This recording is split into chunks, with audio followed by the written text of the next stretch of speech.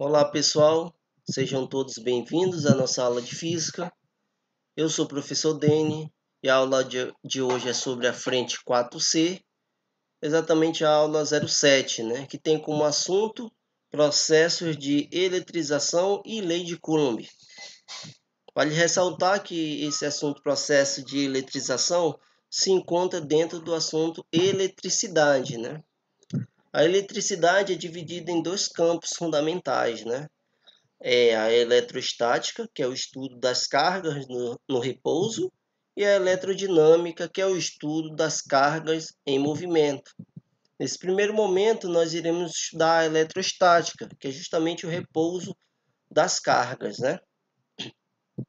Para falarmos de eletricidade, é necessário nós conhecermos três partículas fundamentais, Que são os prótons, os elétrons e os nêutrons. Vocês sabem que no núcleo do átomo se encontram os prótons e os nêutrons, e na sua eletrosfera se encontram os elétrons. Convencionou-se que o próton tem carga positiva, o elétron tem carga negativa e o nêutron não apresenta carga. E por maior facilidade, é mais fácil deslocar ou movimentar, colocar em movimento o elétron, por estar numa região de menos energia, numa região menos energética. Por isso, o estudo da eletricidade vai dar uma atenção maior para o elétron. Então, um corpo vai poder receber elétron, perder elétron. Beleza? Então, antes de falarmos da perda ou do ganho de elétrons, eu tenho que fazer a diferença entre nêutron, citar que a diferença entre nêutron e um corpo neutro. Neutro é aquele que não apresenta carga. O nêutron é uma partícula que não apresenta carga. E um corpo neutro é aquele que apresenta cargas iguais. Exemplo, quando eu falo iguais, a mesma quantidade a quantidade de prótons é igual à quantidade de elétrons. Quando a quantidade de prótons coincide com a quantidade de elétrons, esse material, esse corpo é chamado de corpo neutro. Então, não posso afirmar que não tem carga. Existem cargas sim, em quantidades iguais, prótons e elétrons. Então, como é que eu faço para disponibilizar, ou seja, dispor energia ou retirar energia? Quando eu falo energia, gente, é disponibilizar elétron ou retirar elétron. Para eu, retirar elétrons ou disponibilizar elétrons, é necessário eu exercer alguns processos elétricos. Esses processos elétricos são chamados de processo de eletrização e consiste em disponibilizar ou retirar elétrons de um material. Quando um corpo vem a sofrer um desses processos e ele vem a perder elétrons, se ele perde elétrons, significa o quê? Que ele ficou com um quantitativo maior de prótons. Então, posso afirmar que esse corpo que perdeu elétron ficou carregado positivamente. Repetindo, se um corpo perdeu elétron por algum processo elétrico, se ele perdeu, significa que esse corpo ficou com excesso de prótons. Então, ele ficou carregado positivamente. Então, o que é um corpo carregado positivamente? É um corpo que perdeu elétrons. Tudo bem? Não posso dizer um corpo que ganhou prótons, porque nós não estamos estudando deslocamento do próton. O único que vai ter capacidade de se deslocar é o elétron. Tudo bem? Agora, se você tem um material no qual você disponibilizou, ele teve um ganho de elétrons, significa que o quantitativo de elétrons vai se sobrepor a de prótons. Então, eu posso afirmar que esse corpo está carregado negativamente. O que é um corpo negativamente? É quando o quantitativo de elétrons é superior a de prótons. E o que é um corpo nêutron? Quantidade de prótons é igual à quantidade de elétrons. Como eu falei, existem 3 processos. Seguindo o padrão do nosso livro didático, ele começa por atrito, né? Geralmente eu começo por contato, depois atrito, depois indução. Vou seguir a linha de raciocínio aqui do livro. Então, o processo de eletrização por atrito consiste em você ter 2 materiais, colocar no contato, né? E movimentar. Aquele movimento vai fazer com que aquele atrito vai gerar calor. O que acontece quando os corpos começam a esquentar e tendem a se dilatar, expandir?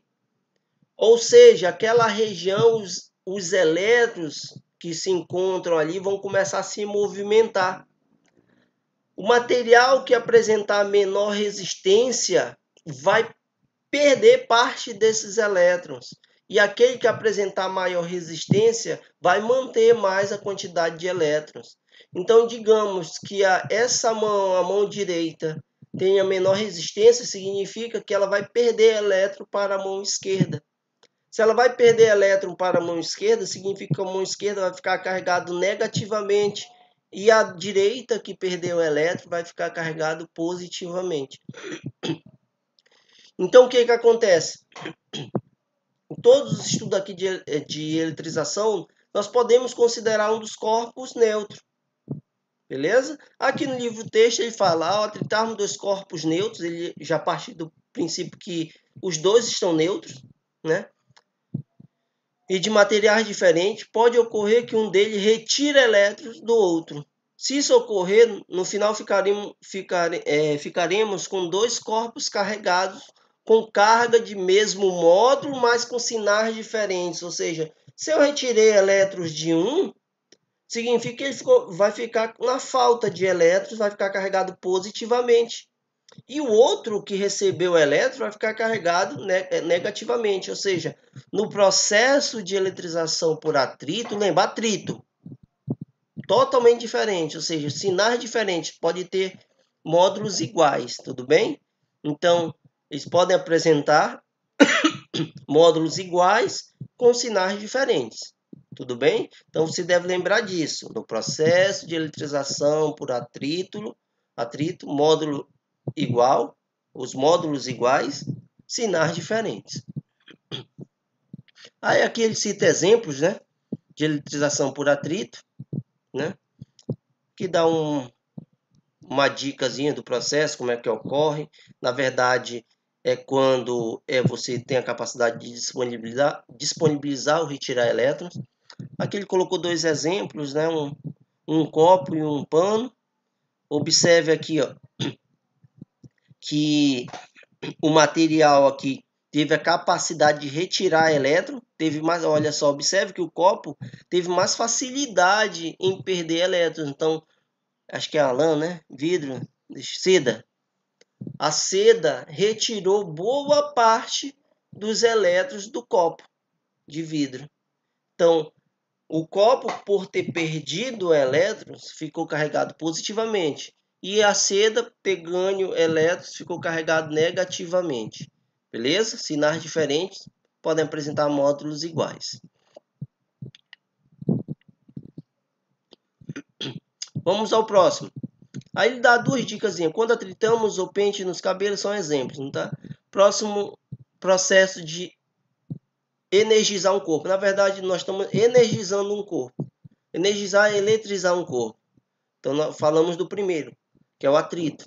Vou falar do contato. No processo de eletrização por contato, é necessário que os corpos tenham inicialmente o contato, né? Contato.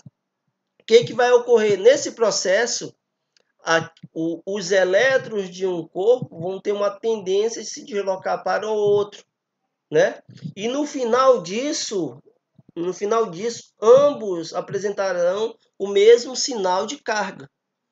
Onde é que cita isso aqui? Deixa eu ver. Ah, tá aqui, ó. Ele cita o exemplo de um corpo carregado com falta de elétrons. Lembrando, sempre nós vamos dar atenção para o elétron. Então, o corpo B está carregado positivamente, né? Não posso dizer que está, no caso aqui, está na falta. O termo correto é citar. Está na falta de elétrons. né? Então está na falta de elétrons, logo ele está carregado positivamente. Vou fazer uma comparação com o corpo neutro. Ao entrar em contato, né, os elétrons que se encontram aqui no corpo A, não é daqui do B, tá? Porque se for do B, vai passar para o A, né? E aqui vai continuar sendo positivo. Então aqui o neutro, o elétron que tiver aqui vai ter uma tendência de ir para o B. Então do A vai passar para o B. Ao perder elétron, esse corpo que estava equilibrado, né, quantidades iguais de prótons e elétrons, vai passar a ter o mesmo sinal do corpo B.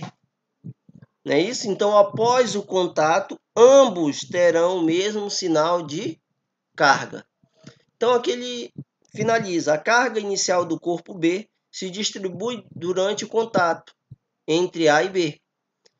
Como a troca de cargas ocorre somente entre A e B, então, aí ele cita a quantidade de carga antes é igual depois. Se os corpos forem idênticos, isto é, tiverem mesma forma e mesmo volume, as cargas no final serão iguais. Corpo A idêntico ao corpo B. As cargas dos corpos após o contato serão sempre de sinais iguais. Então, observe as dicas. Os corpos devem ter a mesma geometria, mesmo tamanho, e um dos corpos ser neutro, beleza? Então, esse foi o segundo processo, por contato. Vamos agora ao processo de eletrização elétrica por indução. O que é indução, gente? É chegar próximo. Então, por indução, você vai ter o indutor e o induzido. Então, no livro-texto, ele aborda de forma bem teórica, na eletrização por indução, são utilizados dois corpos, o indutor e o induzido. O indutor é o corpo que se encontra previamente carregado, né? Então, o indutor vai ter uma carga, né?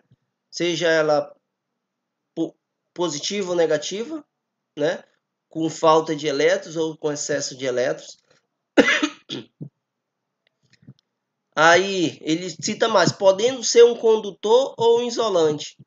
O induzido é um corpo neutro, ou seja, vai ter a capacidade de ter uma tendência ao movimento. Então, aqui ele deu um exemplo de um indutor carregado positivamente com um nêutron, ou seja, todos os elétrons que se encontram aqui no corpo neutro vai ter uma tendência a ficar aqui nas proximidades. Ó. Por quê?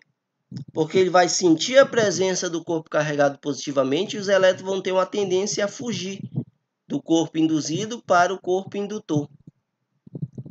Então, do que consiste o processo de indução? É causar um deslocamento interno nas partículas do material, do corpo. Tudo bem? Então, é um processo de causar um efeito. Né? Então, olha só, ele cita os passos aqui para a eletrização. Primeiro passo, aproximar o induzido ao indutor. Aí ele cita bem detalhadamente. Sabe? Esse livro aqui eu gostei, ele veio bem detalhado. Olha só o que acontece. Do jeito que eu falei, os elétrons vêm para essas proximidades.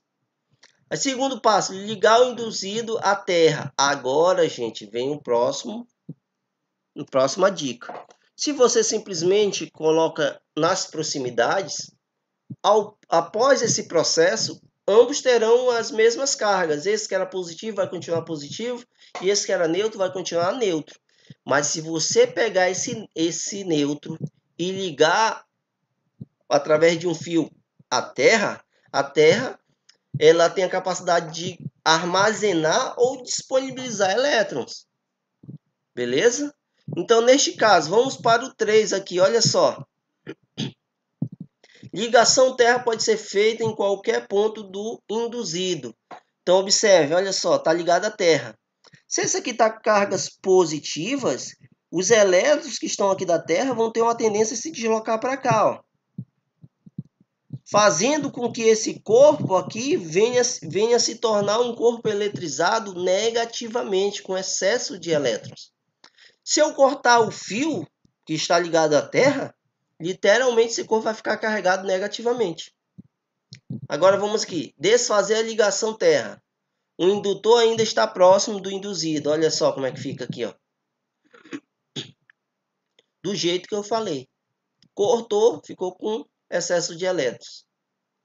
Afastar o induzido do indutor. Após o afastamento, a carga negativa que resultou do induzido distribui-se pela superfície. Olha aí, ó. Isso só ocorre, gente, se tiver uma ligação através de um fio à terra. Se não tiver, o indutor continua com sua carga e o induzido também com sua própria carga. Não muda nada, tá? Aqui teve mudança porque está ligado. Se por acaso aqui o indutor fosse negativo, o que ia acontecer com essas cargas aqui? Ó? As cargas negativas iriam para o outro lado. Ao ligar o fio terra, os elétrons sairiam do induzido e iriam para a terra, fazendo com que esse aqui ficasse na falta de elétrons, logo ficasse com o corpo carregado positivamente. Tudo bem? Devido a essa interação entre os corpos, surge uma lei que é muito conhecida, a lei de Coulomb. A lei de Coulomb trata da interação entre as cargas. E nós vimos lá na primeira série que a interação entre corpos capaz de causar movimento ou deformação é chamada de força. Aqui a interação entre corpos eletrizados. Então, interação é força. Se é corpos eletrizados, então nós vamos ter uma interação, que é força elétrica. E Coulomb viu que a força elétrica era diretamente proporcional ao produto das cargas envolvidas. Tá? Então, se a força elétrica é diretamente proporcional ao produto das cargas, qual a relação da força elétrica com a distância? Ele viu também através de... acho que era um pêndulo de torção, né? Consiste em uma esfera condutora? Não, que tem um... Cadê? Ele não fala aqui para vocês. Deixou a desejar. Mas, enfim, através de um experimento, ele viu o seguinte, que a força elétrica era inverso da distância. Mas essa inversão não era linear, e sim quadrática. Então, o que acontece? A força elétrica é diretamente proporcional ao produto das cargas e inversamente proporcional ao quadrado da distância. Então, eu não posso afirmar que a força é inversamente proporcional à distância. Eu tenho que afirmar que a força é inversamente proporcional ao quadrado da distância, tudo bem? Com isso, ele montou essa equação, dispondo de uma constante para que os cálculos fiquem perfeitos, ou mais próximos da perfeição, né? Então, força é igual a constante eletrostática, que no vácuo vale 9 vezes 10 a nona. Produto das cargas e a distância ao quadrado. Tudo bem? Aí aqui ele dá o valor da constante no vácuo, né? Novamente, ele dá o gráfico, ó. O gráfico. À medida que a força diminui, é porque a distância está aumentando. Então, essa é a fantástica lei de Coulomb. Aí ele dá algumas observações. Olha só, a força elétrica é uma grandeza vetorial, logo possui módulo, direção e sentido. Módulo é dado pelo produto das cargas dividido pela distância quadrada, né? Direção. A direção é dado pela linha que liga as cargas. Beleza? Cadê? Qual a linha que ele chama de reta, que une as cargas? Aqui, ó. Sentido pode ser do tipo atração ou repulsão, tá? Também convencionou-se que cargas de sinais iguais se repelem e cargas de sinais opostos se atraem. Então, aqui neste exemplo, você tem duas cargas positivas, então vão se afastar. Beleza? E aqui duas cargas diferentes vão se atrair. Segundo a observação, as cargas elétricas devem ser lançadas na equação da força em módulo, pois não se define força negativa. Observe, então se a carga for menos 2 vezes 10 a menos 6, o menos é só para representar que é uma carga com excesso de elétrons, ou seja, carga negativa. Mas aqui toda você deve atribuir o módulo desse valor da carga, tudo bem? E a terceira observação diz que as unidades devem ser sempre no sistema internacional. Força Newton, Carga em Coulomb, constante Newton vezes metro quadrado por Coulomb quadrado. E a quarta observação, pela equação só podemos calcular a força elétrica entre duas cargas putiformes, ou entre dois corpos esféricos e carregados. No caso de corpos esféricos, consideramos as cargas localizadas nos seus respectivos centros. Beleza? Nos estudos aqui, nós vamos sempre trabalhar com duas cargas, né? Quando for mais de duas cargas, nós temos que fazer o processo tudo envolvendo a parte vetorial. Então, gente, essa é a primeira parte da frente C. Espero que vocês tenham recordado. Nós vimos isso no ano passado, eu acredito. No ano passado. E resolva os exercícios. E por hoje é só. Até a próxima aula. Forte abraço.